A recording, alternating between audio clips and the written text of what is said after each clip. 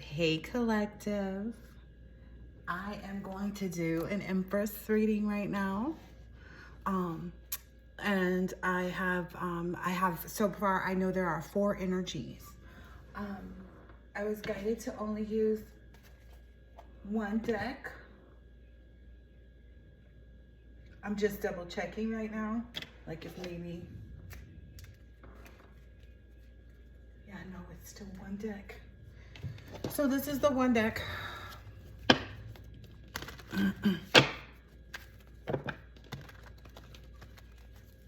Okay, there are 4. These are all very high vibrational energies.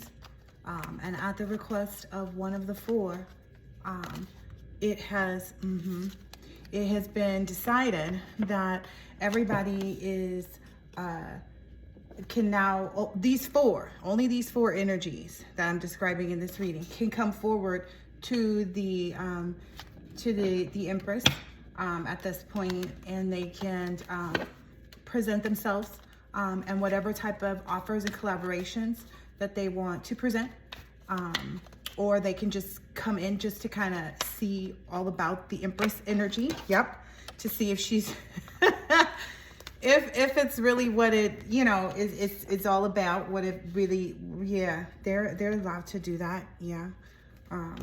Now, yeah, so there are 4 different energies.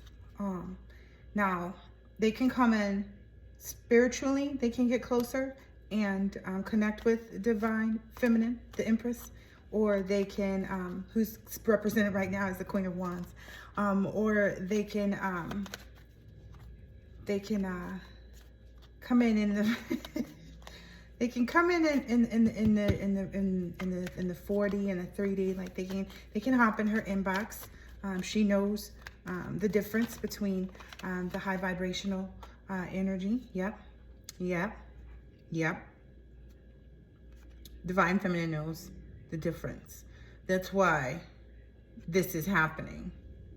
The divine feminine knows like what energies to walk away from immediately. Yeah. So, that's why this is being extended. One thing that I was getting in the download is that while everybody should be confident and adventurous and energetic and charming in their pursuit, that's definitely how like you move in, how you approach. And this is exactly what I thought I was gonna say. Oh my gosh. Okay. And this is exactly the download, so I'll just get with it.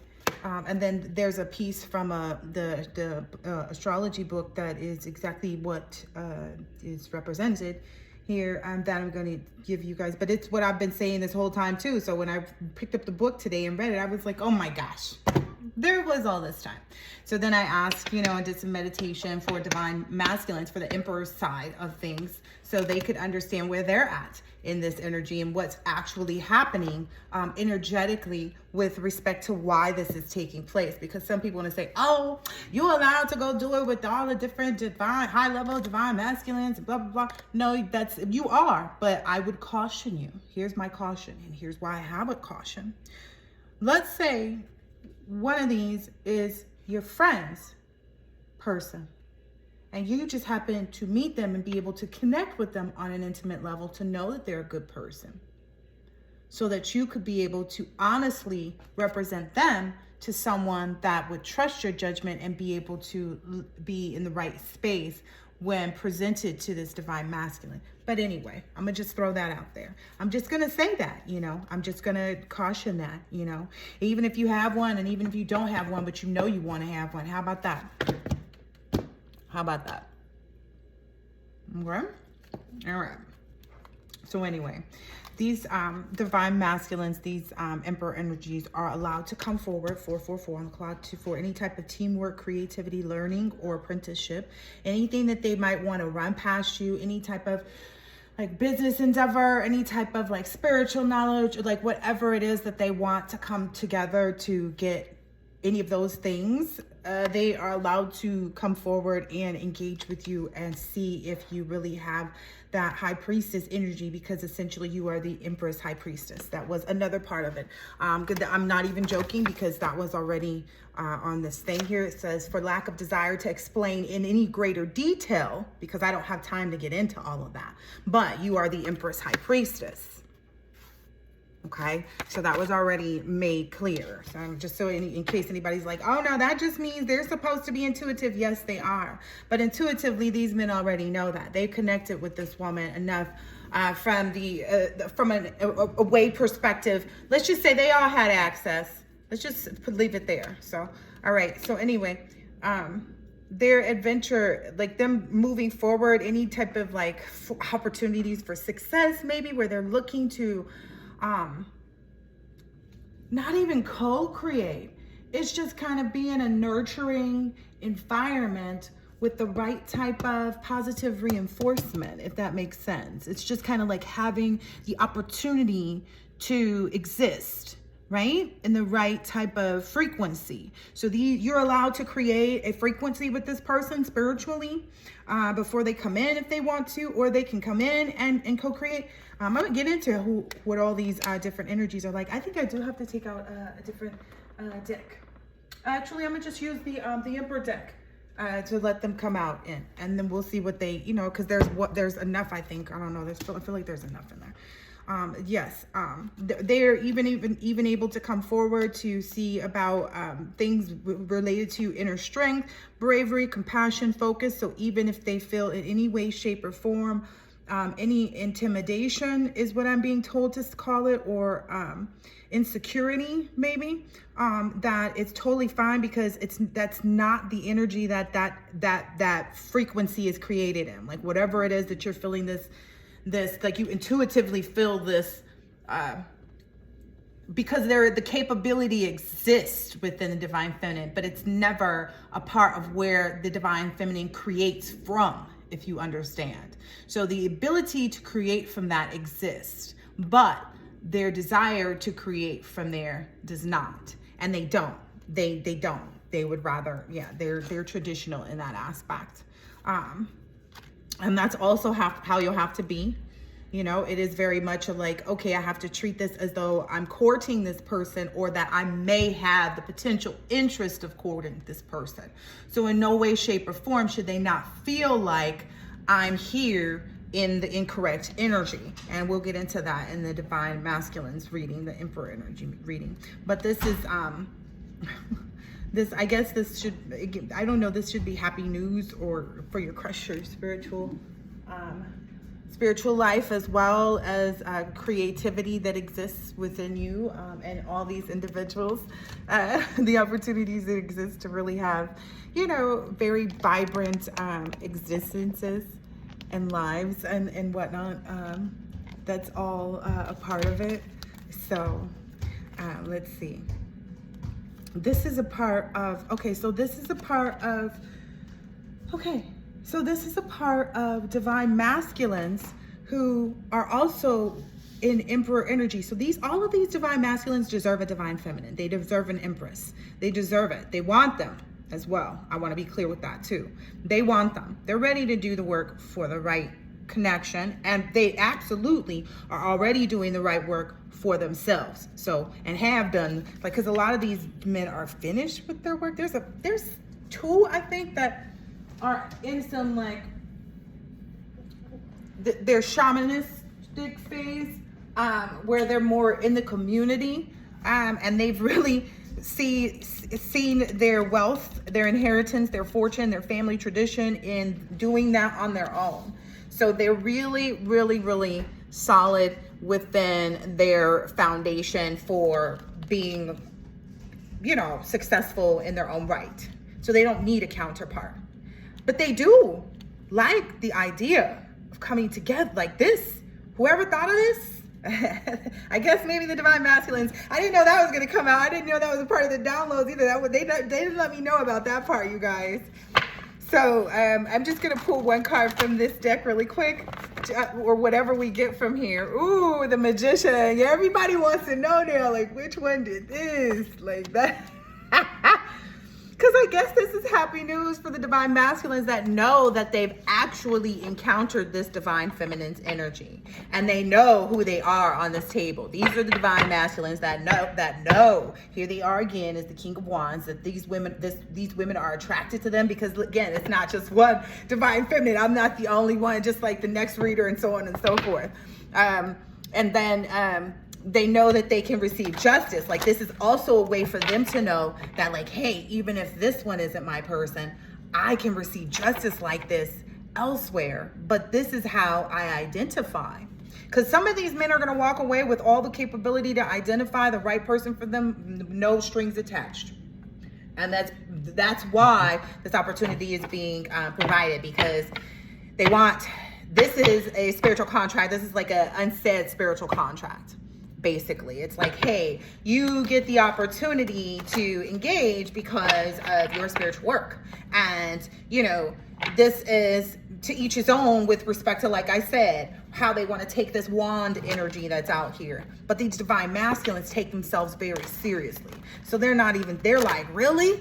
They're not even focused on like what you looking like right now. They're looking at like, wait a minute. So I get to use this intuitive energy, you know, this inner voice, this third eye, subconsciousness, to have all these adventures about moving forward or backwards or in between, and what opportunities for success for the 10 of Cups, you know, what all this stuff, the strength, you know, the this and that, like what's required, you know, like because the Akashic records access, the tradition, like, okay, you know, what begets me, you know, on how to create my legacy, you know, what things see, for their new person.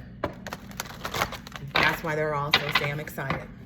That's all I saw right there. It went to happy news. They're excited. You are their crush. You are their universal sweetheart. That was very much, you are the universal sweetheart of the current emperors that are coming out in this reading. Okay, this is their energy. They know they looking good. They know they are the cream of the crop. And they love the energy that this divine feminine, the empresses, are in, because they know how to keep things to themselves. No one will ever know who the divine feminine is seeing, dating, you know, none of that is revealed. None of this will be, because everybody has the opportunity to come in and see what they can establish. Like, if someone wants to come in and lock it down, they can come in and try to see if they have that capability. If someone wants to try to just come in and say, like, okay, wait a minute, well, I want to see if what I can do about this, like, you know, third eye, and what's this, you know, other stuff over here, and, you know, they're just trying to be explorative of, like, what kind of conversations could, you know, could actually take place, you know, what kind of communications, and, you know, what is this, you know, like, what is this really? What is this manifestation energy? Because they do find you to be very mysterious how you connect, because you are on a level that I don't think people find, especially because you're like, wait a minute, I can connect to you from a million miles away. That was very much the energy. I don't know if you saw that, but it was kind of running up my arm here. So it's like there are a lot of all of these men are attractive too. I wanted to be clear, because that was a part of it too, like wanting to make sure that the divine feminine is attracted to all of these men. I think that should be very much communicated. Like, on a physical level, yes, they are all in this King of Wands energy with respect to how she sees the divine masculine. And that's because she doesn't lead, you know, with her eyes, but she does have an eye for a very, the Queen of Wands pop. You heard that was this coming out, but she's also a beautiful woman. So she knows that, like, there's a certain caliber of man that's going to be capable of standing next to her, having her on his, let me go ahead and put them together, having her on his arm, you know. I was looking a lot too at crowns, because right now I feel like everybody talks about cuffing season, but I feel like we're in a crowning season. This is a period where people are actually seeing the wealth of their capabilities really being like exploding, is what I heard, exploding. With respect to who they are and who they've known and grown in their own right to be on a spiritual level. Yeah, the way they were able to really mature. This magician energy stands out real big, real big, real big, real big, real big, real big. It's got me stuttering. Yeah, people want to see that too. I think that's also a curiosity. Like, okay, you know, because some of these divine masculines are not afraid of any of this stuff that anybody else tries to throw out there. They're like, I don't care what you say. I'll go see exactly what it looked like and all the rest of that. That's all I'm gonna say, because again, to each their own. And I don't believe that anybody has like any say so except for each individual. Correct.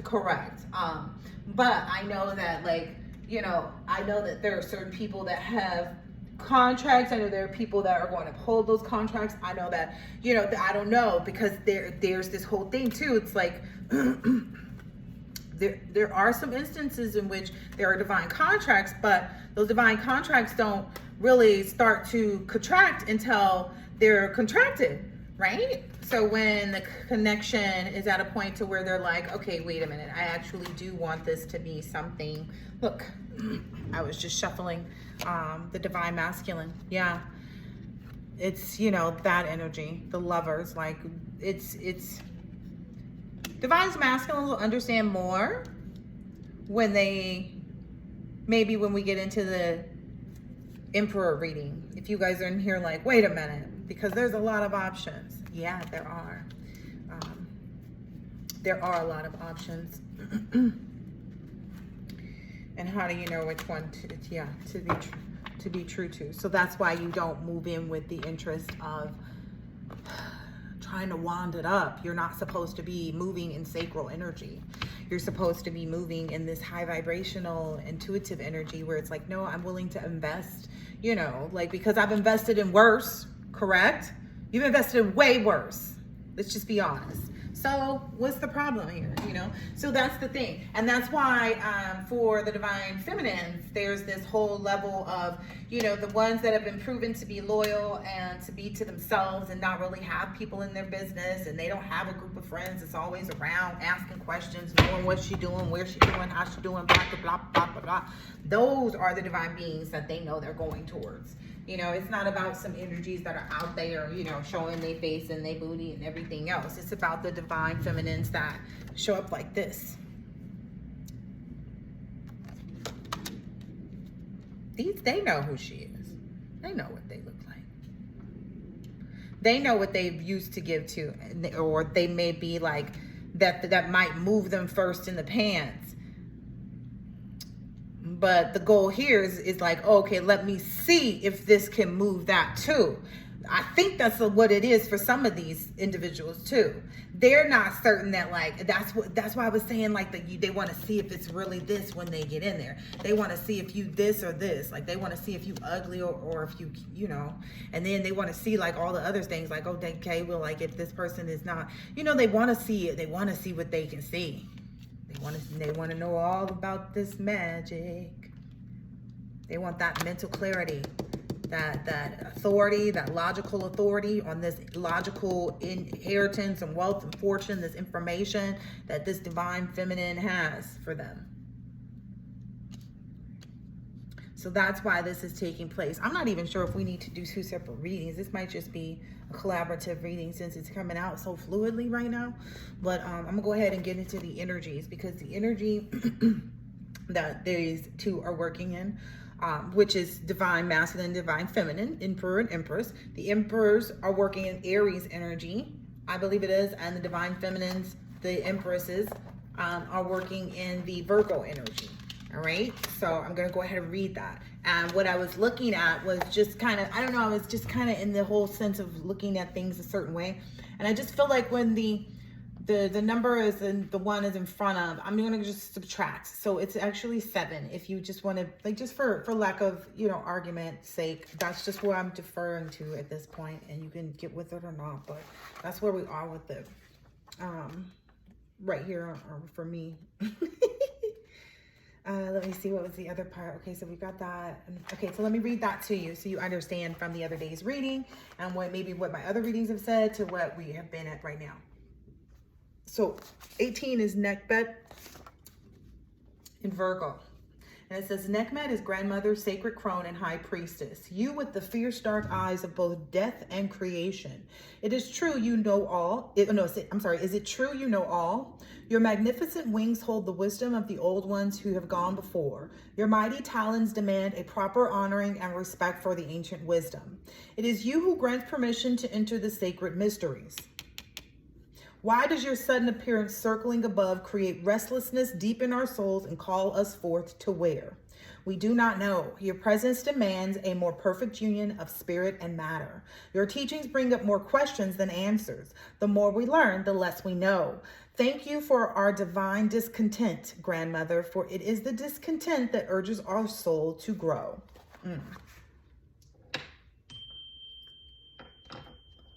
I rarely ever read my on camera either. But I take a lot of pride in like making sure it's tuned correctly, just so you know.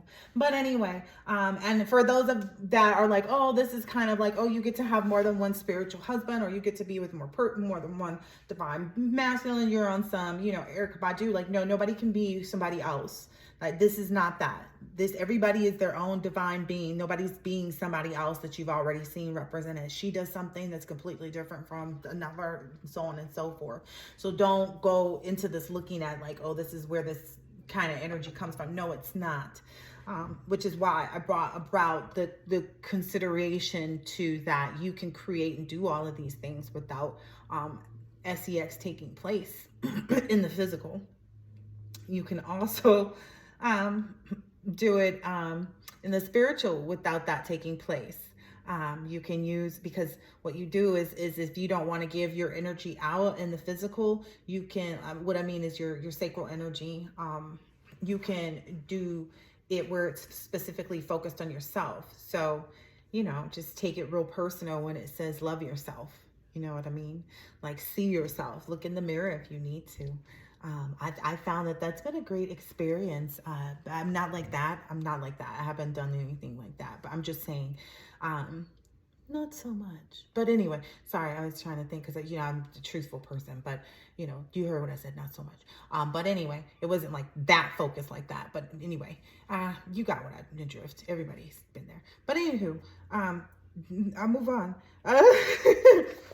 That's also what you need to understand too, is it has to be that type of passionate energy for self. So that's why it's like, okay, you can use that energy for yourself to help create the right moments and opportunities for these individuals as well. So a real divine being knows how to create and do these things on the behalf of others without having to be physically in connection with them. Okay. All right. But what I believe is going to take place is once the spiritual takes place, they're going to want to bring it to the physical. And I think it needed to be known that like everybody can move forward now in the physical towards whomever they want to.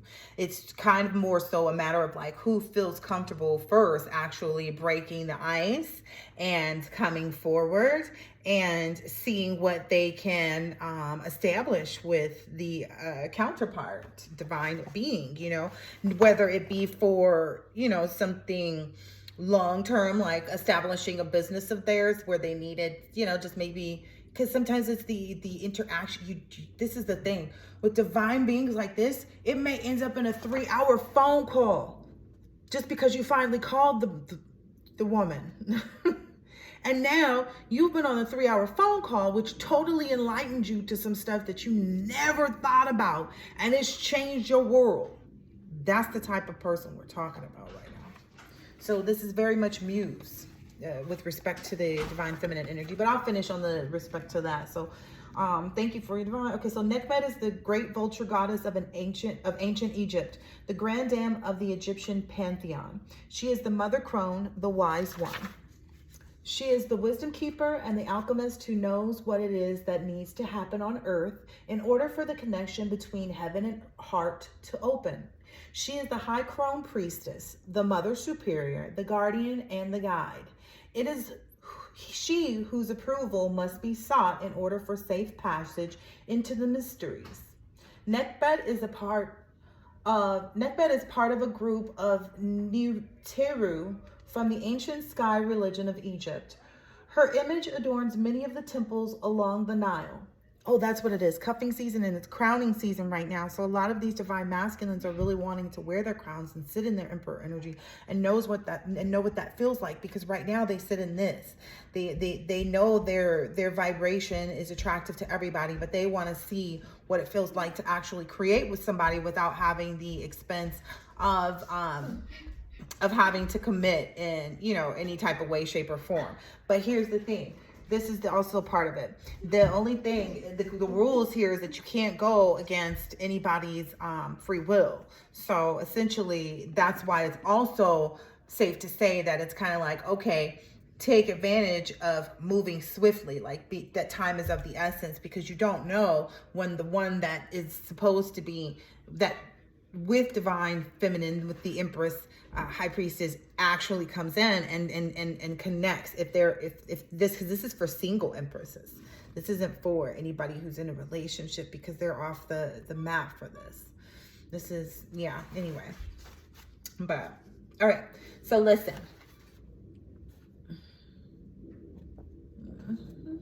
Okay, my bad, collective. I had a few interruptions, not just in my like reading of what I was presenting, but like in the background too. So I was like, okay, let me just start over. So I'm gonna start with, this is the embodiment of the Empress energy right now. This is where the Empress energy is. Again, 18 Virgo, Nekhbet. Nekhbet, grandmother, sacred high crone priestess. You with the fierce dark eyes of both death and creation. Is it true you know it all? Your magnificent wings hold the wisdom of the old ones who have gone before. Your mighty talons demand a proper honoring and respect for ancient wisdom. It is you who grants permission to enter the sacred mysteries. Why does your sudden appearance circling above create restlessness deep in our souls and call us forth too? Where? We do not know. Your presence demands a more perfect union of spirit and matter. Your teachings bring up more questions than answers. The more we learn, the less we know. Thank you for our divine discontent, grandmother, for it is the discontent that urges our soul to grow. So it's like the divine feminine sparks within by tapping into this grandmother energy right now is able to be in the right capacity and energy for sparking this in the divine masculine. So that's why this is being allowed, okay? Or at least presented and available so that, you know, things can move forward. Now, Nekhbet is the great vulture goddess of ancient Egypt, the grand dam of Egyptian pantheon. She is the mother crone, the wise one. Now, if you notice, I moved those two away to the wise owl and the goat here. They were together, but they were kind of like always doing stuff. Like they were, I'm just saying, that's the kind of energy though that like, this is, you know, divine feminine and this is divine masculine. But anyway, but they're interchangeable too. That's the whole wild part of it. But anyway, I'm not even gonna keep getting into that with respect to emperor and empress energy being, you know, interchangeable, because you have to embody all of that to really be on the same vibration and, you know, all this other stuff. Like there's things you have to know and understand from a certain perspective. That's all I can say about the energy. Okay, all right, anyway. So Nekhbet is the great vulture goddess of ancient Egypt, the grand dam of the Egyptian pantheon. She is Mother Crone, the wise one. She is the wisdom keeper and the alchemist who knows what it is that needs to happen on earth in order for the connection between heaven and heart to open. She is the high crone priestess, the mother superior, the guardian, and the guide. It is she whose approval must be sought in order for safe passage into the mysteries. Nekhbet is a part of a group of Nitiru from the ancient sky religion of Egypt. Her image adorns many of the temples along the Nile. Okay, so that was a part of it too. Part of the downloads was, you've heard about cuffing season, but this is crowning season. So this is where the high level beings are being kind of crowned with the, you know, correct energy to go and find their person, because that's, you know, that's when they really get to sit on that throne and, you know, embody that energy in its full and completeness. Because right now it's just kind of like, oh, I'm here in my King of Wands, Queen of Wands, like I'm showing up and I'll show you who I really am. But it's like, until it can really be presented here in the Yeah. So that's why this is happening right now. But anyway, as well. So where was I? Okay. She is often portrayed as a vulture, great wings outspread above the portals of the temple. Up to the temple. It is she who grants passage into the temple, and it is she who serves as its guardian. Nekhbet is the gargoyle at the gate of the great mystery. She is the elder sage clan grandmother who prepares her children for their journey into the mysteries. It is she who assesses if they are ready for the journey, and it is she who helps them to digest the poisons along the way so that they may find out what they can truly stomach in their lives. No one enters the mystery without approval from the great crone Nekhbet. Nekhbet is the elder Isis, the Black Isis. It is she who knows about life and death, youth and eldership. All the other gods and goddesses reside within her because she is the ancient mother. It is she who takes us to meet the other Netiru. She initiates us into an alchemical process. Alchemical process. Yeah, alchemy. All right. That involves all of the great archetypes. She is similar to her own Cobra sister, Wadjet. Together, they were the two ladies, the guardians of ancient Egypt. Their dual images were often portrayed with the pharaoh. Wadjet was called the Red Crown of Egypt, associated with Lower Egypt, the North. I guess the Great North. While Nekhbet was the White Crown of Egypt, associated with Upper Egypt, the South. Together, they represented the power of the unified Egypt. In these images, Nekhbet was sometimes portrayed as a winged serpent. Nekhbet and Wadjet are both purifiers. Both work to remove the toxins that prevent life force energy from flowing within us. That's why this is happening, because these individuals need to be able to further create. They need to be able to have these opportunities because it's not easy to actually find someone of the capability, but it's been bestowed upon certain divine feminines for certain divine masculines, and they'll be rewarded. None of these, I don't feel like any of these are stingy individuals. None of them are stingy, and none of them are, because it opens up their inheritance, like their spiritual inheritance, which of course brings them more money in the physical, you know what I mean? So anyway, because this person is sitting on a throne of pentacles, so it's like, yeah, you know what I mean. It gives you all of this mental clarity to create all of these other business ideas, and all of these things start to just move a little bit more. And you'll notice that if you continue to nurture this, I want to call it a relationship, because I feel like relationships, and I've said this before in some of my other older ratings, if it's still on there or not, but to me, relationships exist between you and anybody else that you have something going on with. So I have a relationship with my hairstylist. I have a relationship with the lady who does my nails. You know what I mean? So don't discount it. Even if it's just me going there on a consistent basis to receive the service. That is the relationship that we've established. So don't take too much to it when you hear these readings too. I'm just saying, if you start hearing about a divine feminine got together and started collaborating and has a relationship with this divine masculine, but she has another divine masculine, don't get it twisted, because some people might actually start presenting things in the incorrect manner.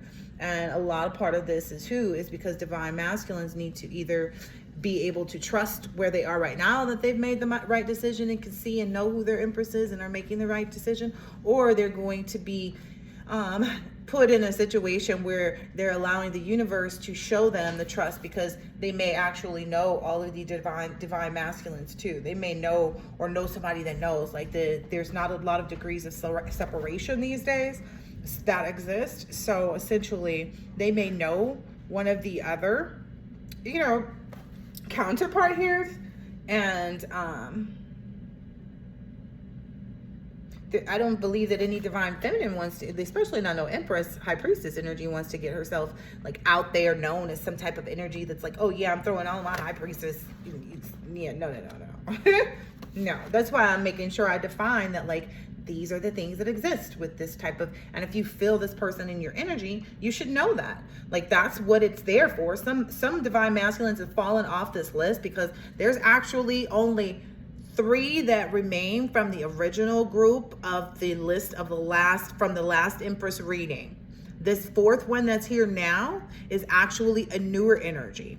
And I want to be clear too that this fourth energy is a very high vibrational masculine. This is the first one that's actually been able to penetrate my energy enough that I knew that this is really what's happening. This is my wake up call from the divine saying, hey, this is the message. That's when I knew that this message had to go out, was because of this divine masculine getting into my energy.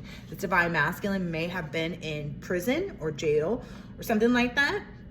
But you'll know. And I may have said whatever I said previously in whatever readings, but I'm eating my words right now. I'm eating some crow. Okay. There's been a lot of bird energy. I'm wise enough to know how to do that though. So I'm not, too big of a woman to not say, oh no, I was wrong. You were right. This is another. Yeah. Because he hadn't made, energetically, he was just sitting back watching, Now, essentially, I believe that it's like a concerted effort of the divine masculines, these four that exist right now, to completely keep this divine feminine protected at all times. It's kind of like, oh, okay, with all four of us, like it's literally like, I just need to commit 4 hours to this divine feminine, whether asleep or awake, or in the astral, or some way somehow, which is pretty easy if you're dealing with a high vibrational energy that can keep up. I'll just say that. All right. Anyway, I forgot where I am, so I'm probably gonna have to stop it right here. Plus, I'm kind of getting a little hungry, and since I'm gonna mash these all together, these readings all together, I feel like it's totally appropriate for me to come back to this and dig back into this, because the energy is still going to be right where it needs to.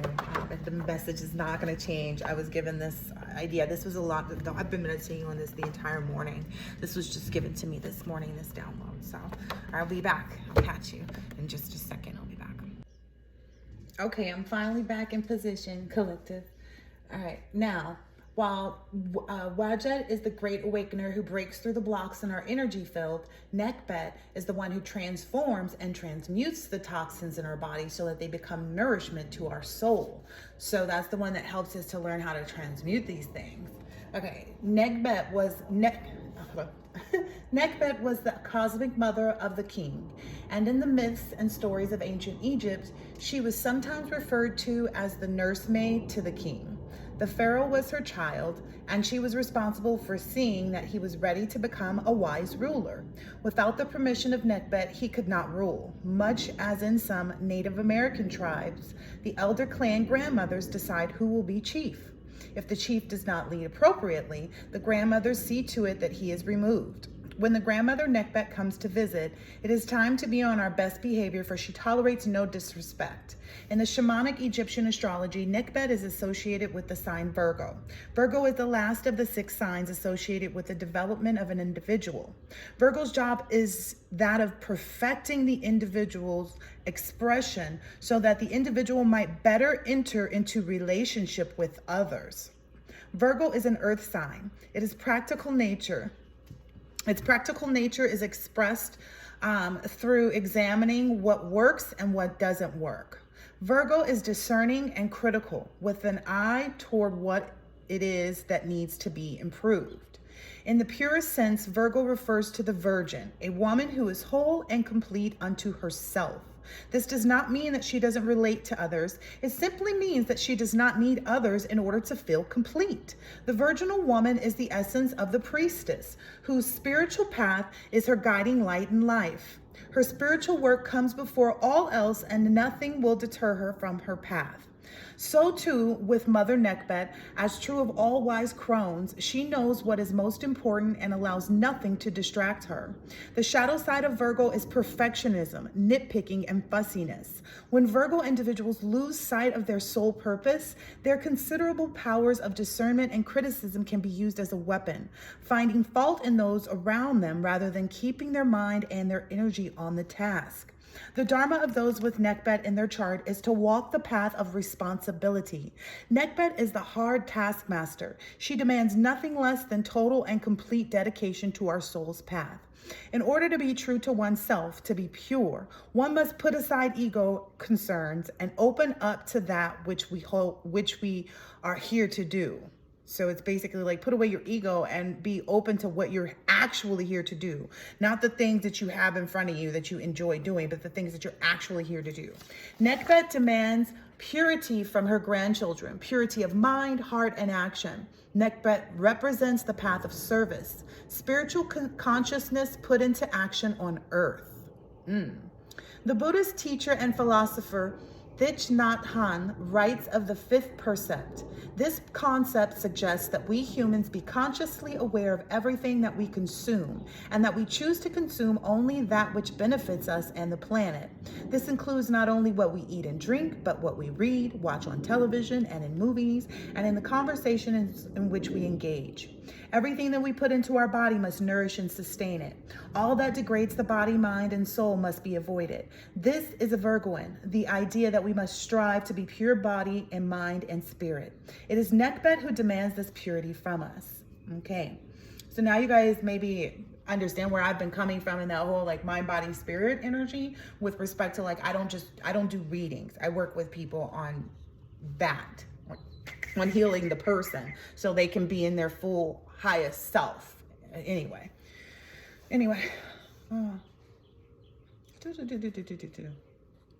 When we are able to do as Nekbet requires, the alchemy begins. When we are able to make small conscious choices every day, choices that reflect a step towards wholeness and staying awake rather than addiction and sleep, magical changes begin to happen in our daily lives. Every day we see more clearly and we begin to have the far-sighted vision of Nekbet herself. Her gift to us is wisdom and a larger understanding that can only be obtained by being able to view the big picture. She invites us to soar through the sky. She gifts us with the vision of the whole.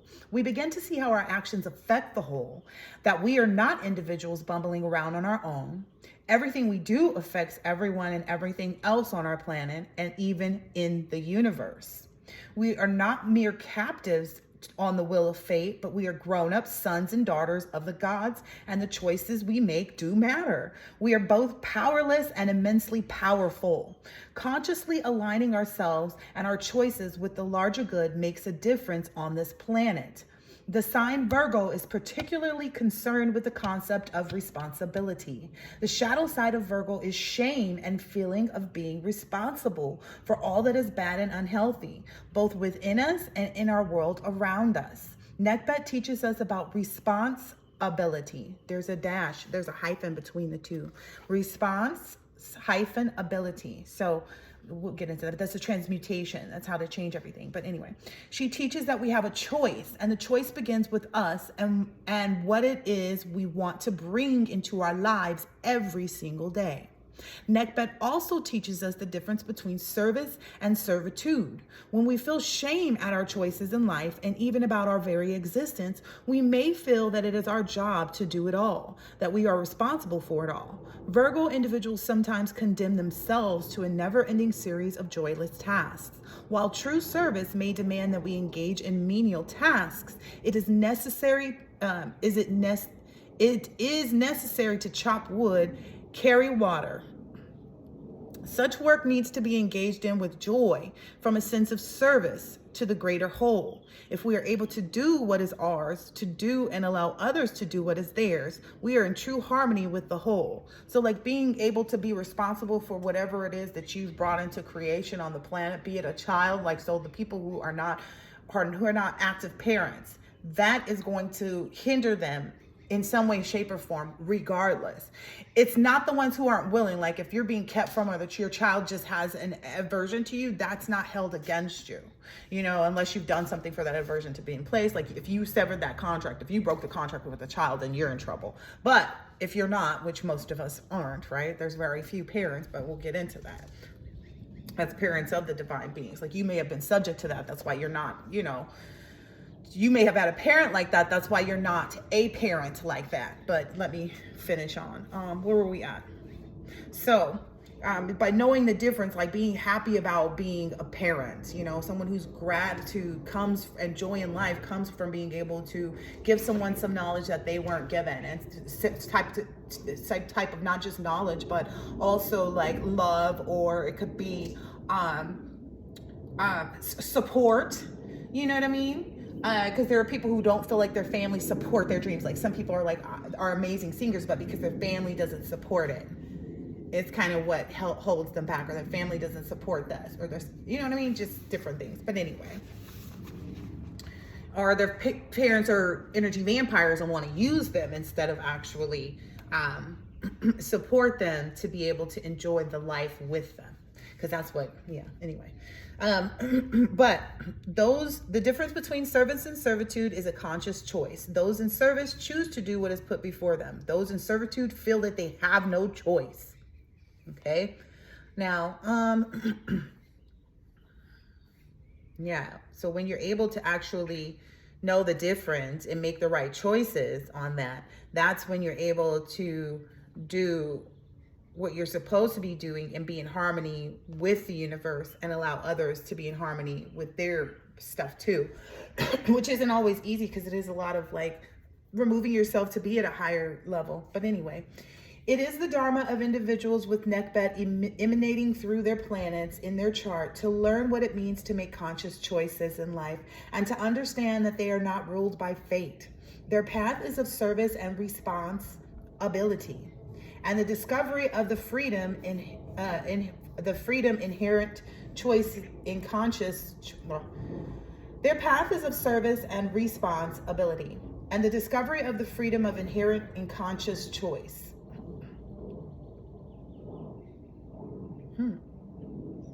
Oh, the freedom, like people discovering the freedom in their conscious choices, like that comes with it, like the goodness that automatically comes from making those good choices. So when you make these responsible and good choices, you're immediately going to be able to see. Oh, that was another one of the downloads too. I had text messaged it to my other phone.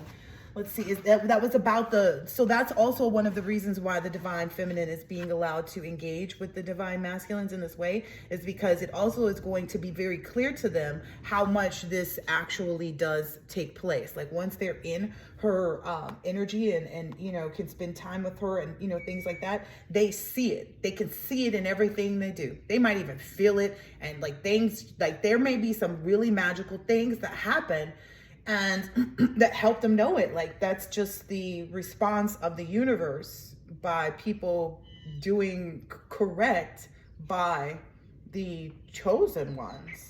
That's how it's always been. So that's why it's so confusing when people decide to go against them, that have already been in their presence. It's kind of like, oh, you're biting the hand that feeds you, or, you know, cutting off your nose to spite your face kind of energy. But anyway, let's see, where is this? So it was about testing her energy and allowing a true divine being to be evaluated by divine masculines who are worthy, since it's being questioned in the first place. The divine masculines will be able to tell that they are receiving favor with the universe. If they are unhealed in any area, it will be exposed, but only with the divine feminine. It doesn't count against them, provided they remain in the upright and remain protective of her at all times. So even when it comes to something that's triggering them, that's happening with her, if they are able to remain in the upright through that positioning and that, you know, that cautioning motion is what I want to call it, because it's like, hey, there's something that's being healed here. It's just she's taking the band-aid off, so now it's exposed, but only she has exposed this. So, and it's safe and comfortable with her because she is made for this. Okay, I hope that makes sense, because everybody has their wounds, and so by coming into a divine being like this, the Empress, High Priestess energies, connection, like that trigger comes into play so you can heal from it. It's not to hurt you or hold you back or hinder you. It comes for you to heal it, and by way of handling it in the upright, saying, okay, wait a minute, I feel this way about her because this is my thing, and I have to sit with that for a minute and try to work through that, because this is why, you know what I mean? Because it happens very quickly and clearly, and she's very gentle but very direct too, in her handling, and so that's what makes it easy, is because you can tell that like there's a discord, but there's no discord, if you will. I don't know. I don't know how else to explain it. There's a discord, but there's no discord. So it's like, yeah, I felt that, but it actually didn't, like, it's here. That's what you have to keep in mind, divine masculine, when you're dealing with the Empress High Priestess energy. Like, it's here. That the only person that sees that is me and this person. And so I need to continue to protect her even from myself, is what I'm understanding in this sense of the situation. Now, for you divine feminines who resonate with the Empress High Priestess energy,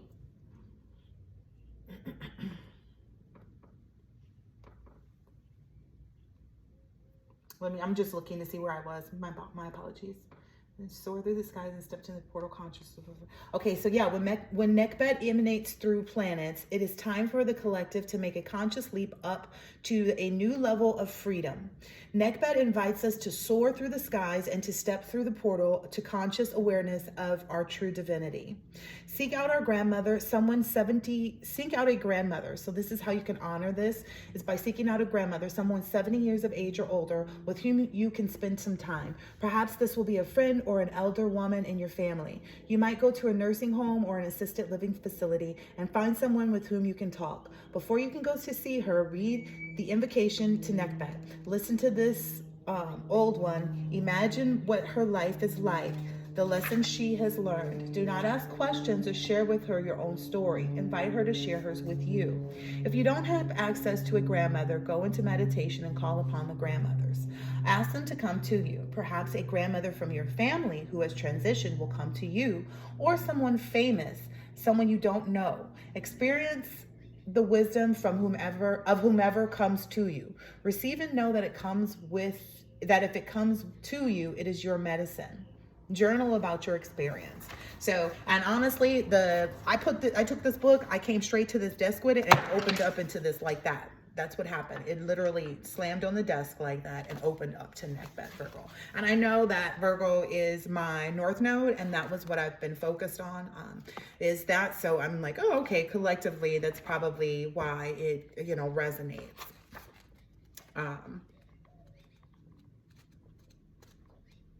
Okay, now to the masculine, the divine masculine, the Emperor energy, Emperor High Priest.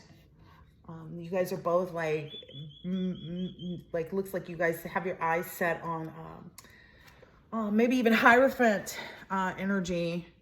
Yeah, I mean, it's not the, this is only the beginning of this part of the journey. So of course the eyes are set higher than where current existence lies. So it's an Aries, number 13 is what it's here. It says, brave and constant Kefera, lover of earth, of our ever faithful champion, graceful spiral dancer, embracing us safely in your powerful arms. Your magnificent wings shine deep in indigo and bright turquoise under the all-consuming gaze of Ra. I feel that this is also an ode to like the stripper lover in divine masculine. I don't know, don't be mad at me, the messenger, but I feel like that is a part of it. Like the ability of a stripper to dance and allure a man. It's kind of like that whole woman knowing her gift of being a woman and having womanly features and curves and all of those things. So it's like the fact that you can and I think that's why they work so well with mermaids. I kind of feel like the ones who actually work with mermaids, maybe those are the ones who were helped to be able to create a map of the earth. But anyway, that's just kind of the download that I got earlier. But anyway, it's just all these different things that come to you in, these things that are alluring, because they say, oh, they were alluring. Like maybe they were helpful too. Like you don't know like all the stories. Maybe someone just brought it to that because I believe that mermaids do exist, and you should Google, not Google, you should YouTube and look at some of these videos, especially from other countries where they probably feel safer because people, aren't trying to, I don't know, capture them there. They're just trying to observe maybe, or allow them to let them be, is the reality of it. Anyway, let me continue on. But the Ra, I feel like that's maybe a helpful illumination for some, because I also felt like this is going to illuminate. So go ahead and say what you need to say about your mermaids. But anyway, you have held us close to your heart from the beginning of time. This is divine masculine. radiating an auric field of love and protection, allowing only that which is needed for our human and spiritual evolvement to penetrate your mighty shield. We ask, how can we thank you? You passionately replied, love your mother.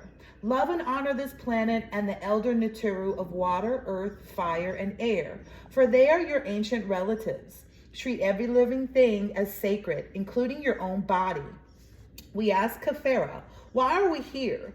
Wisely you give us your answer with another spin, leaving us dizzy with the pain and joy of living. We must ponder the great mystery of life and death and the cycles of change for ourselves. Khafera holds tremendous importance in the language of shamanic Egyptian astrology, and nowhere in the spiral path of change more evident than in his influence in our astrological charts. He is the cosmic timekeeper who orchestrates the movements of the planets and controls their influence upon Earth and upon us. Okay, so it is related here. Okay, I'm glad I did say my mermaid bit. Khafera is portrayed as a scarab beetle. If you've noticed, that's come up a bit too in the readings. I meant to switch out, but I really just wanted to separate them mostly at first. Sorry. Khafera is portrayed as a scarab beetle, a powerful symbol in ancient Egypt. He was often associated with Ra and Atum. Khafera was the god of the morning sun, Ra, the god of the midday sun, and Atum, the god of the evening sun. As we have pointed out earlier, Khafera was a symbol of resurrection and the new beginning brought by the dawning of each day. His name is translated as to become or to develop. Held within his archetypal, I probably said it better the first time, huh? Symbolism is the undiluted potential of all possibilities. Held within his symbolism is the undiluted potential of all possibilities. So the archetype that represents the symbol of resurrection. Okay, we have to look at that in the symbol of resurrection. We have to look at that. Okay, ooh, that's gonna be interesting. Okay, anyway, if somebody knows, please put it in the comments because I would love for somebody to give it to me. Anyway, listen. The scarab beetle rolls before, held within it, his archetypal symbolism is the undiluted potential of all possibilities. So the divine masculine, the emperor, the high priest energy is holding within them right now all of these crowning individuals, the 4 individuals that are coming into contact or allowed to come into contact with the divine feminine, and do what they will, or may, or can, or are allowed. I don't know. It just keep going. Anyway,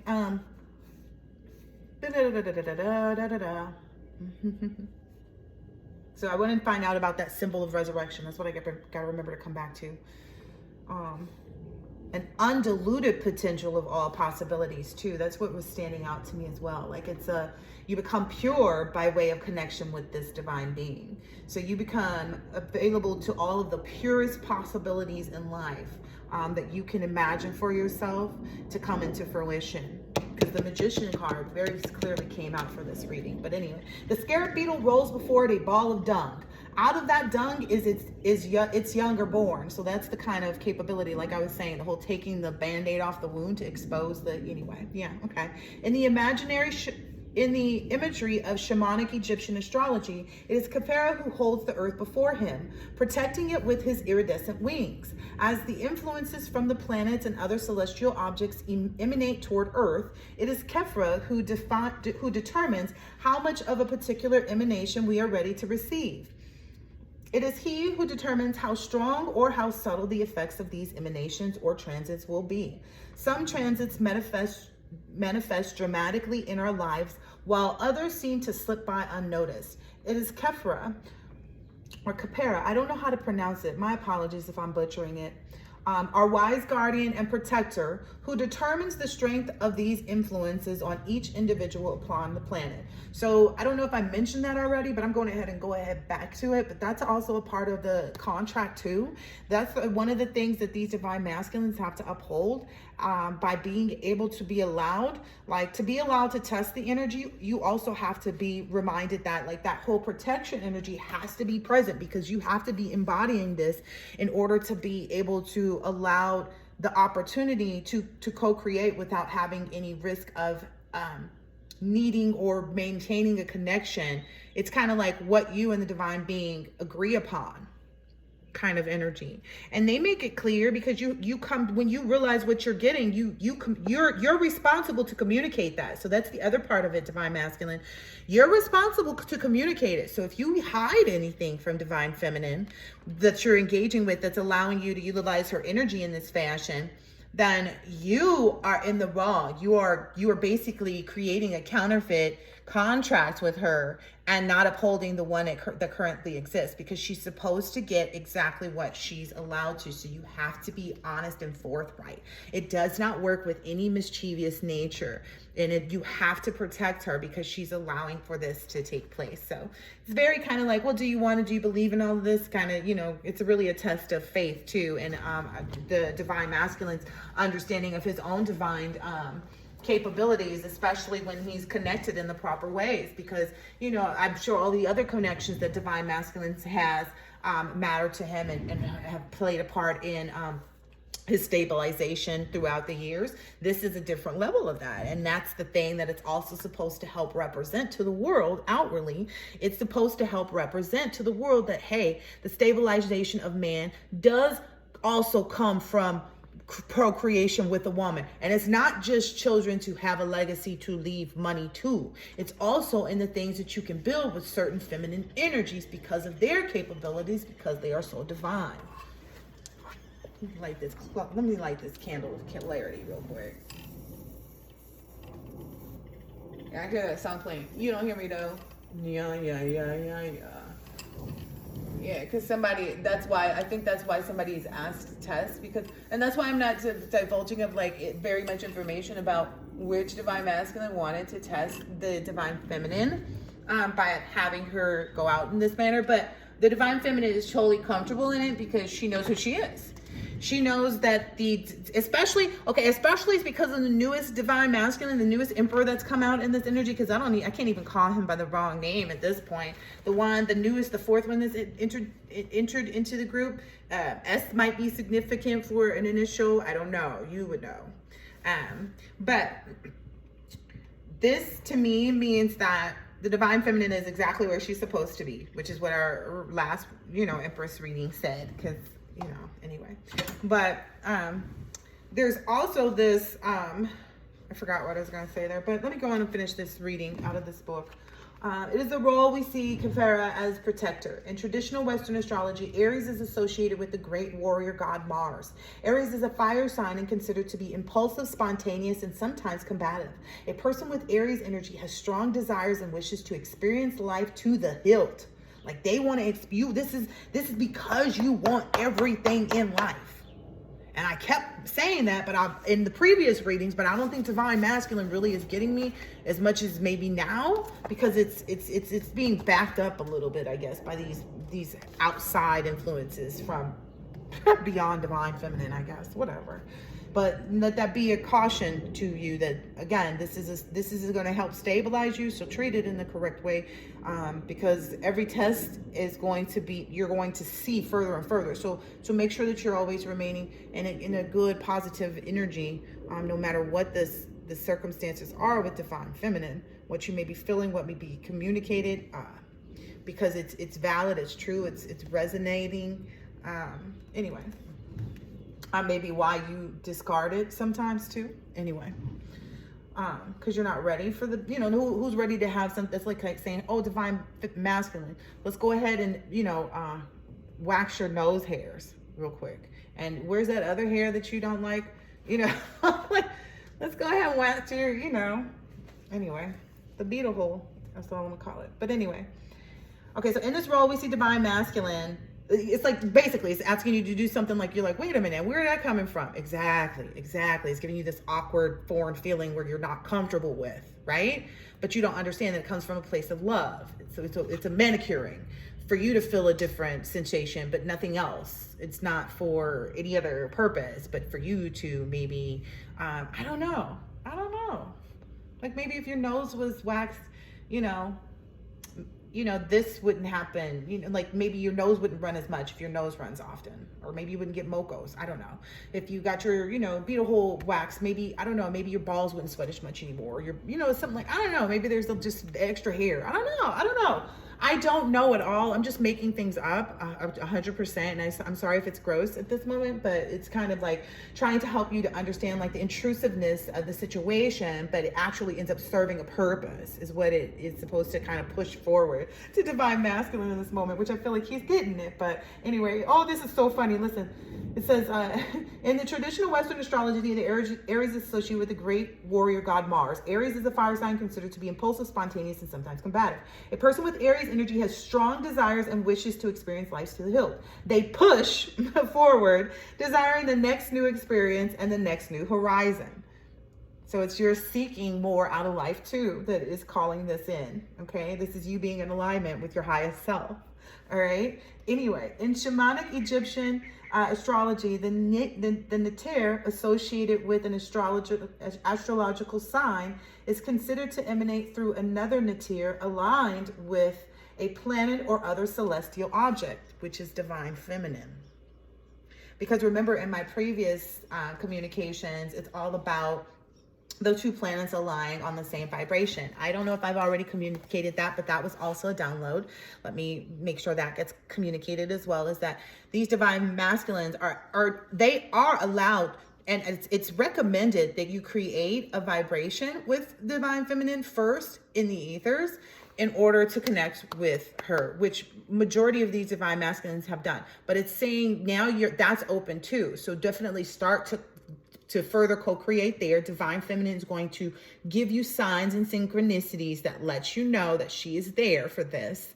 And that's what's going to, I don't know. You're just going to know. You're going to see all the signs. You're going to be like, okay, wait a minute.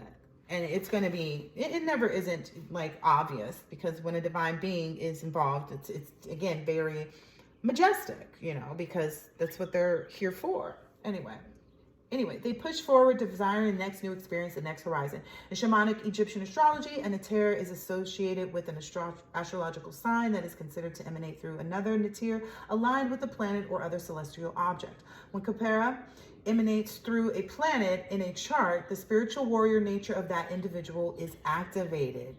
So it's the spiritual activation of divine masculine. Wow.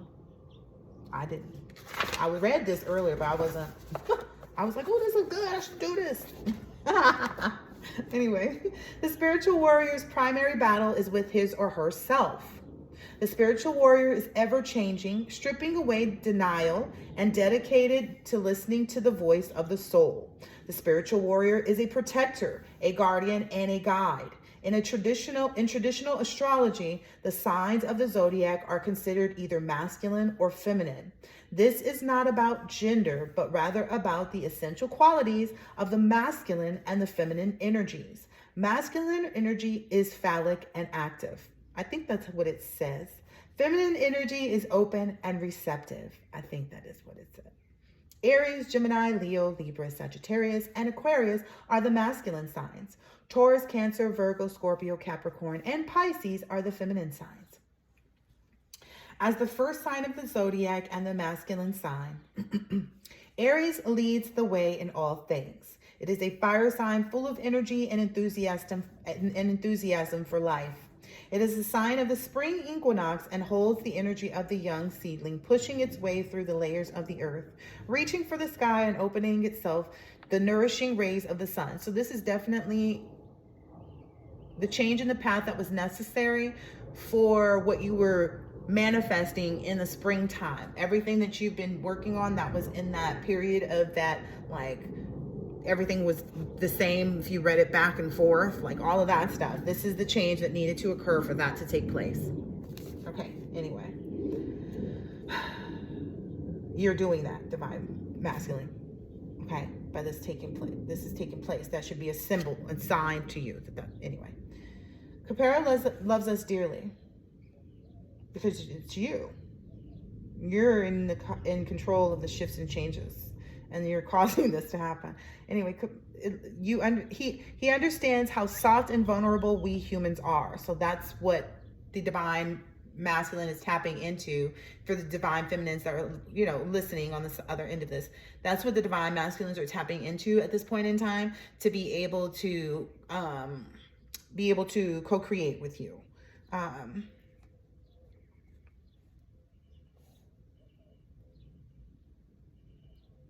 He understands how soft and vulnerable we humans are. Yeah.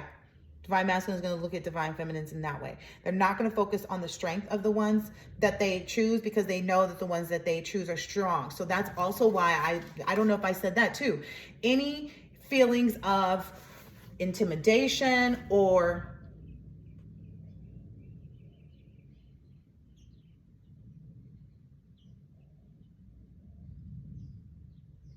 anything like along those lines of intimidation is the only one that I can get out. But I know there was another word that I was using to describe it as well. Something like that, intimidation. It kind of starts with an I too, I believe. Something like that. But any type of feelings like that about divine feminine that have left you apprehensive about going in, don't hold those, because those aren't seen by her. She doesn't see those. She doesn't see that.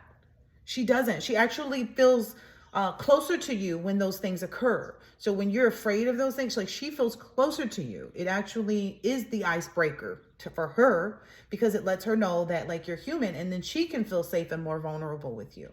I don't know. It's something about that, because she sees you in your protective energy. Like, that's what she sees when you present. Like, she sees the very best in you. That's the part of the divinity that she has, that she holds, that creates this purity in you, is because she holds that purity in her third eye energy, in her sacral chakra energy, in her, you know, all of these things that she uses in her, if she sings, it's her voice. And if it's, you know, the way she cooks her food, it's that, you know, it's the way she rears the children, it's that. It's in all of those things, if she does all of those things. Okay? All right. Anyway.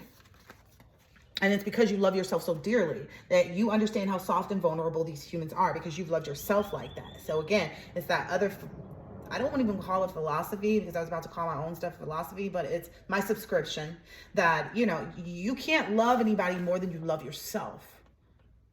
So that's why the requirement is to love oneself. That's why we get on that shamanic journey of our own and start to really be in that headstrong energy that makes us such these powerful beings, that we get so caught in our ego that's like, no. I know who I am.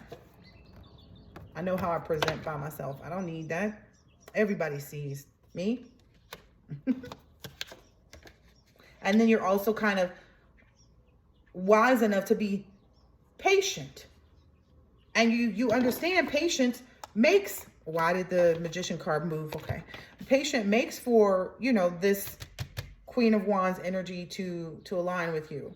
Like, I believe it's kind of like one of those things maybe divine masculine always knew that they were working towards, but they didn't know how it was going to present itself and what were going to be the things, and like how some of these divine masculines didn't know that they were going to be prepared before their person so that they could handpick their person. And they're maybe realizing that now, like, they're being crowned so they can sit on their throne without the divine feminine in some instances, which is why I'm saying time is of the essence, because when the divine feminine that's closest to you, because that's what's happening, it's the one that you're able to grow, that you already see, that you're like, okay, I'm gonna go ahead and do that real quick because it's already here. So it's like when you gravitate towards it, its own is also going to gravitate towards it as well. So you have to, that's why time is of the essence as well.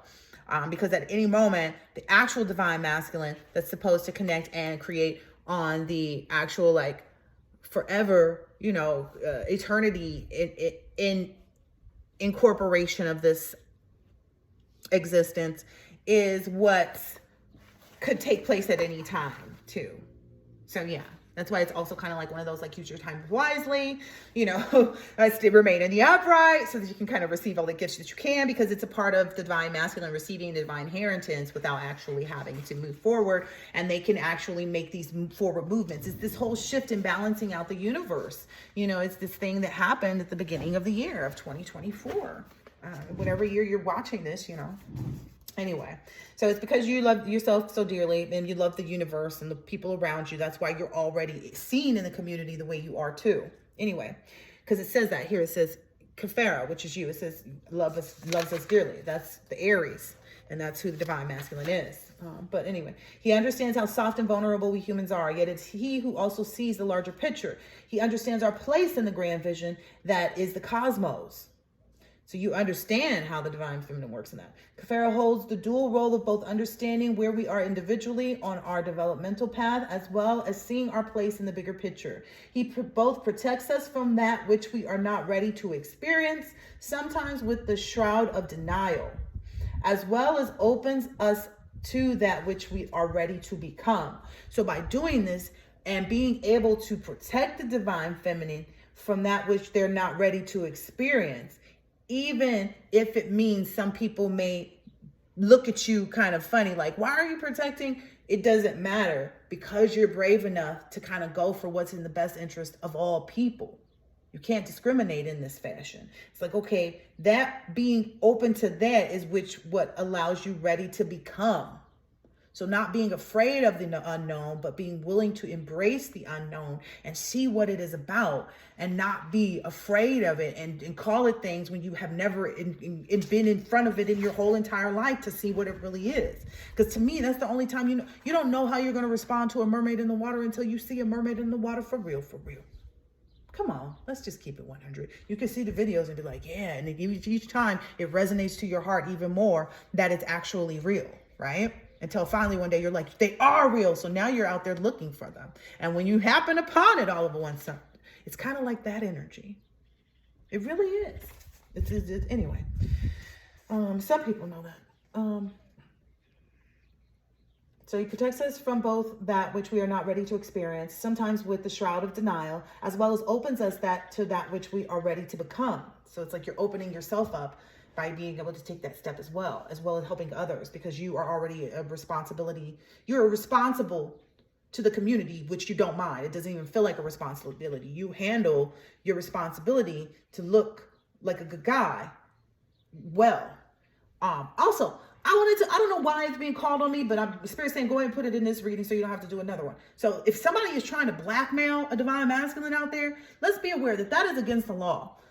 Sextortion is when, they don't want me to talk about this one. Sextortion is when sex tapes or some type of sex acts are actually, it's threatened against somebody to put that out there. So this usually happens amongst teens, right? Because who's immature enough to be out there doing this kind of stuff, right? So here's the other part about it. It is against the law for someone to do that. That is considered blackmail if you're not a teenager. It is considered blackmail. Call the FBI and say, I'm being blackmailed with tapes for I'd like to file a case against someone for sextortion and blackmail. Here are the text messages. Here are the emails. Here's the conversation. Here's where it happened. All this stuff. Give them the information, but let their asses handle it. See how quickly that person stops bothering you. Anyway. Because people be out here thinking that they can just do this. But if you actually, go through the proper courses of handling people in the way that you should, then it won't be a problem. That's all I was told to say on that. But anyway, he both protects us from that which we are not ready to experience, sometimes with the shroud of denial, as well as opens us up to that which we are ready to become. When the experiences of life shatter us, it is because Kefera understands that we are now ready to be catapulted to the next level of development. This is the crowning season. I know you know all about the cuffing one. Now you get to crown yourself, okay? Anyway, throughout this chapter, we refer to Kefera as he. In reality, he is somewhat androgynous. The ancient Egyptians considered all scarab beetles to be male and yet capable of reproducing themselves, a process called parthenogenesis.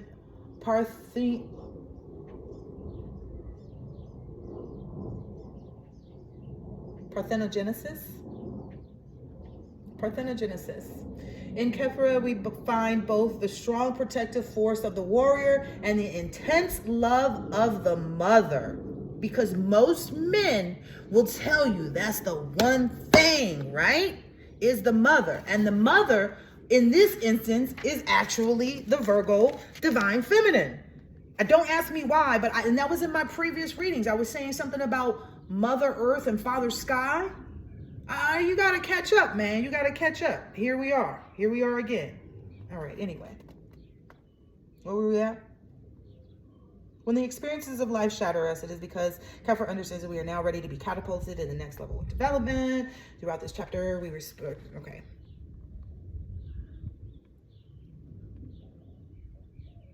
And the intense love of the mother. It is the synthesis of these two qualities, protection and love, that is inherent in the sacred path of the warrior, a distinction often lost in the patriarchal world. So that is why the divine feminine is being introduced and allowed to create in this way, is because she does embody that nature, that love that most men haven't really met in another woman, that in a woman period out there that they've dated and probably procreated with. That's why it seems so magical and mystical and weird and ominous, and what is this and how does she know, and I feel like she can tap into me. Yeah, it's that's what you wanted. You wanted someone that you could feel safe with and trust and be able to connect with them at any time and know that you're theirs and yours and true. Maybe some lights are getting turned on today. Anyway. Okay, we were in this part of the divine masculine. Sorry, I went back to the neck. Anyway, okay. Okay. Oh, wow, it says it's Isis. Anyway. In many symbolic portrayals of Kepler, his wings are a rainbow color. This is the representation, and we see his association with Isis, the divine mother. So, okay, I didn't even realize that. Okay, well, here we go. Here we go again. Here we go. Yep. So no more of that energy, because if you know that song, it's like going through the same things. That energy is dead now. So maybe that's reminiscent to maybe some people when you can see a change in things too, with things becoming a repetitive cycle. So it's like if things go back to like when you were younger and how things were looking all the way around you, things are going to return back to a more pure nature because you're representing it in the community. That's all of these divine feminine and divine masculines awakening, those that choose to be a part of taking the call in this whole, anyway. The powerful protector loves us totally, and he demonstrates his love by allowing the influences we need to come into our lives so that we may become who it is that we truly are. He never sends us more than we can bear. Individuals with Kepra emanating through several Netiru are particularly attuned to the process of continually reinventing themselves. So that should be resonant to all the divine masculines, that you have seen yourself continue to evolve and become more and more the embodiment of your highest self. So if you take a look back, let's just keep it 100, and every divine masculine is like, oh yeah, and so this is the next catapult. You are now in that next level where it's like, okay, this is that next level type of thing that's occurring in my life that's going to take me to the next level. This is it.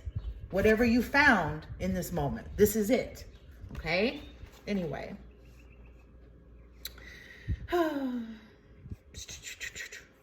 Loves us totally and demonstrates love by allowing the influences we need to come into our lives so that we may become who it is that we truly are. He never sends us more than we can bear. Individuals with Kepra emanating through several Netiru are particularly attuned to the process of continually reinventing themselves. They may be resistant or they may willingly open up to this process. So maybe that's why I felt a little forceful right there, is because I could feel that energy in the divine masculine to this communication. I don't know why, but it is. And that's why it's being highlighted here in this fashion. When Kepra emanates through transiting Netiru, new energy blossoms upon the earth and within the psyches of the individuals touched by this energy. With the great God of Kepra, we are reminded that every day is new and we are always at the beginning. Hello, welcome to the Fancy Granola Goddess Show. Anyway, ritual to call in the honor of Kepra. Go to a medicine wheel or a labyrinth. If you do not have access to go to one, go outside and stand upon the earth. So get your feet upon the earth. This is a time for you to ground. If dirt, that goes deep enough to, make roots, and the earth is perfect. If you can't find grass, anything like that will work. Anyway, if you are unable to go outside, stand upon the floor and connect with the earth beneath your feet. In all cases, yeah, you can penetrate from the concrete through Don't trip. My baby know. All these divine masculines know these things. Anyway, in all cases, begin your walk by closing your eyes, centering yourself, breathing deeply, and connecting with your heart. Read the invocation to Khepra at the head of this chapter and call him in to an active connection with your psyche. If you are a walking medicine wheel or a labyrinth, do it with conscious intent and awareness. Take note of the different energies received from the different places on the wheel or the labyrinth.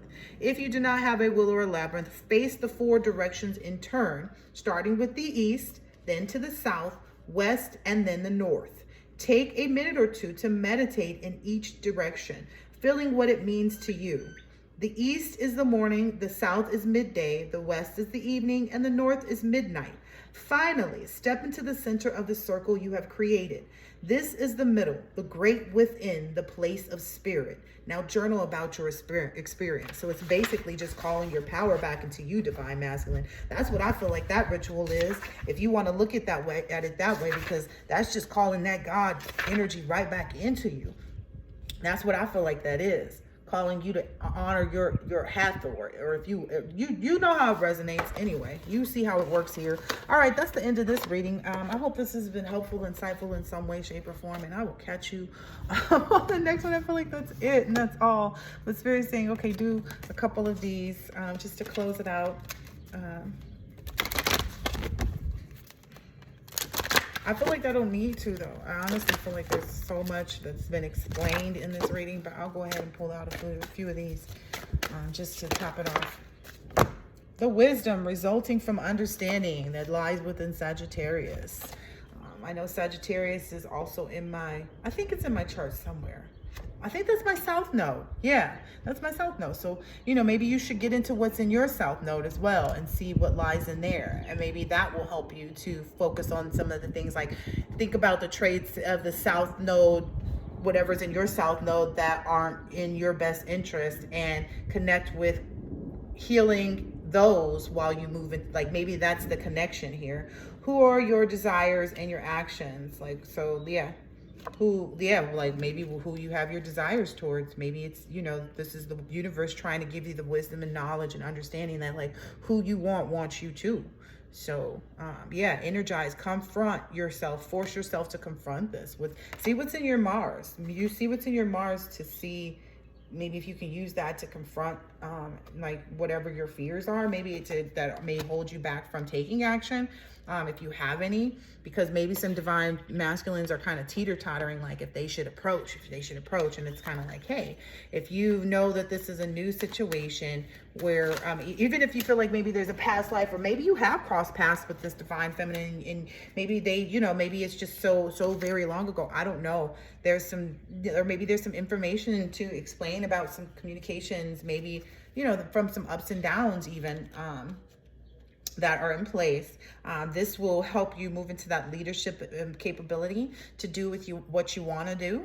I don't know how maybe Gemini and Leo are playing a part in this. So we've got Sagittarius, checking what's in your first house, your Mars, and your if you have Gemini anywhere, and in Leo, maybe look at those two and see where those are. See that how they line up with the directions as well for divine masculine energies, like the directions in which you're facing, and maybe those, you know, maybe that looking at those things in comparison to one another will help you to see what you need to see. And what are the directions? I don't know. Rewind it. I don't know. Shoot. Like, what are the directions? I don't know. Okay, what are the directions? Let's see really quickly. East, morning. South, midday. West, the evening. North, midnight. Ooh, yeah. I don't know. Then you step into the center, and that's you. Maybe that's going to help you get a clear picture of like what other signs you may resonate or with a little bit more, that may give you a little bit more info about creating or gaining the respect from the things that are being brought to light, and about how your responsibility in this instance is going to help you become more of a person, like help just in your 10th house. Like this illumination to this is going to help. Those just popped out to me, guys. Help illuminate how your responsibility, that came out in the reading too. Your responsibility leads to your success, becoming a person of power and status. How it really is a part of your 10 of Pentacles. It really will help create things for you in great financial aspects, and it's all divinely guided. It's not anything to do with any spell work or any associations with any group. This is a part of you being able to tap into your spiritual inheritance by way of your Akashic records, and someone who is divinely led to be a shaman and who upholds, like they took their initiation very seriously. They understood the assignment. They will always understand the assignment. If you didn't hear what the Virgo's energy is like, it's like they always understand the assignment to a perfectionist level when it comes to others. So they're going to hold themselves to that too. So it's just kind of like this inner working. It's just like you just have to understand that it's just going to affect you in a magnificent way. It's going to be quite magical too. And as long as you allow yourself to be wise enough and and great enough, because that's really what it's giving you. It's giving you clarity to be this wise goat. Because again, it's divine masculine embodying both, which I said it in before or out here in the readings many times too. Like it's about this whole temperance energy, you being able, and people don't realize that. Most men don't realize that. They feel like being overly masculine and bitches didn't do it, but talking down on women is the way. Like what? Why you're doing that? You got a mama, right? You got a baby mama, you got a sister, you got a cousin, you got somebody that just looked out for you. An old lady in the neighborhood, somebody, grandma, your grandma, the one that the divine feminine is connecting with, your great-great, whoever, man, whoever. Their great-grandmother to tap in the energy that they need to get to you. I don't know. Shoot, your baby mama, grandma, so they can help fix what's between you and your baby mama. These women have the energy to create so many things that are positive. It's not just about one single thing when you come forward and actually engage with divine beings with the right respect for what they do in their shamanic energy as creators and healers. People are using these gifts in the wrong way. And that's why the divine beings are being given so many more gifts that they can't even communicate. They can barely communicate about the ones that they have right now. Because this is the basic. They feel like, oh, this is square A. We over here, we see there's a C, D, and E up in here. We got more than this. That's why we're allowed to give it away now. Give it away, give it away, give it away now. Give it away, give it away, give it away now. I don't know who this is for, but somebody needs to wake up. I feel like the divine wants to shake out of some of these divine masculines right now who are struggling on this ego of I can't make the first, I'm this person. I can't reach out and connect with who? What?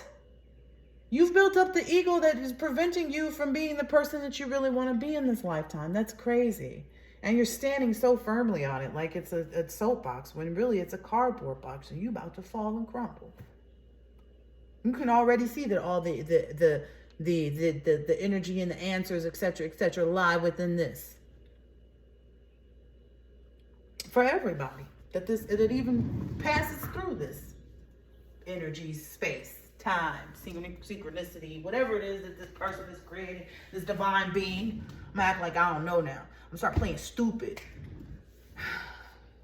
So unfortunate, so many divine beings have had to play stupid because people don't want to listen the first time. Like, why we gotta get to this point of people trying to, like, it should be proven already that divine beings know what's up, we know what we're doing, all the rest of this. People want to put people back to sleep because it's too big for people to imagine that they could have all these powers. People can't travel, people can't be like superheroes, people can't do that. Okay, people can't then, but I know what I can do. And I can do this better than so-and-so can do this. And I can do this better than so-and-so can do that. Divine beings know exactly what's up. So it's all about whether or not anybody else wants to, continue to play the game anymore. Because some people are like, wait a minute, I need to do what I need to do for me, for where I want to go in life. Because it don't look like the divine beings are being stopped. If that's what anybody was trying to do, that is going to come right back to you.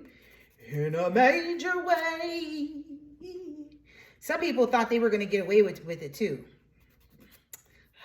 Get away with it now, huh? That's the thing too. That was a download, a part of this for the people on the outside of this who have been against these divine beings being, trying to make these divine beings look bad or, roguish or, like they're manipulative, like they're doing anything other than just being and existing, which most people see. It's like, damn, this person just mind their business and they don't put water spells out. They're not doing, they're cleansing themselves from all the stuff that people are lying and sending out towards them. All these masks of energies that people are portraying outwardly about them, when in reality, if you were to watch them every day and look at their everyday life, when they mind their business, they really do be out walking around smelling the flowers. They really do be picking up water all the time and fresh fruits and vegetables and what's that? Oh, minding their business. They don't be dealing and bothering with nobody. These individuals know how to be by themselves and enjoy themselves to the fullest. People think that, our spell work is working because they're not coming online. These people don't care about y'all seeing what they doing. They enjoy what they're doing so much so they don't have to show anybody. They know how to keep that. That's why their energy is so vibrant now. Because they've always kept that though. They've always known how to keep things to themselves. This is not a new part of the game. They're just saying, oh, okay, we're gonna do it a little. We're gonna, some people like, apple butter on their toast. Well, that sounds kind of good though. Wait a minute. Some people like boysenberry jam. Some people like grape or strawberry. I don't know. Everybody like what they like. It's kind of one of those opportunities. Everybody gets to get what they like too. I don't think these divine masculines was expecting this, but whoever asked to test it, they're getting allowed to test it.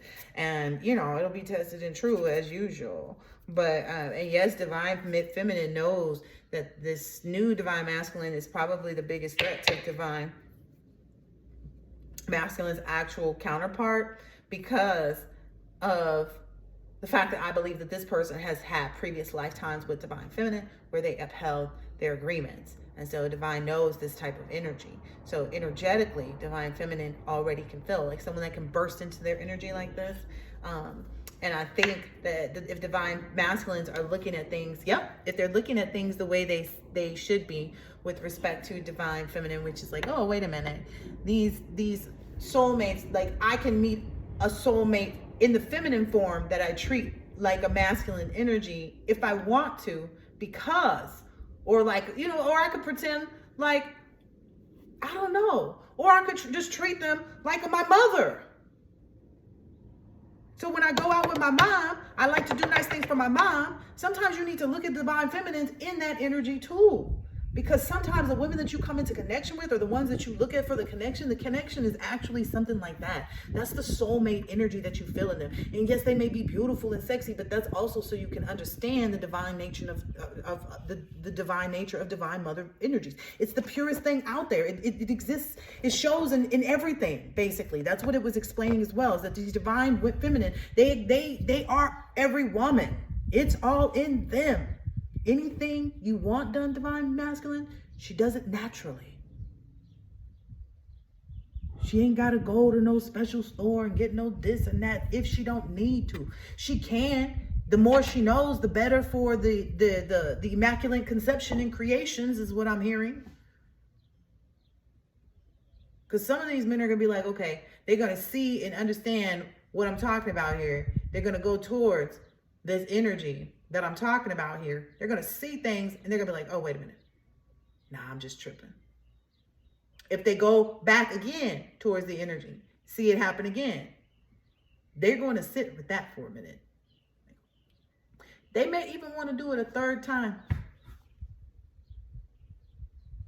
just to see if what they saw these 2 other times is still the thing that they saw this 3rd time. And when they go this 3rd time and see it, there's no doubt in their minds. Most people are smart enough. It's kind of like when you try something new. Oh, that's why that was coming up. That was a download about my daughter. It was like, explain how Sydney's trying things that are new.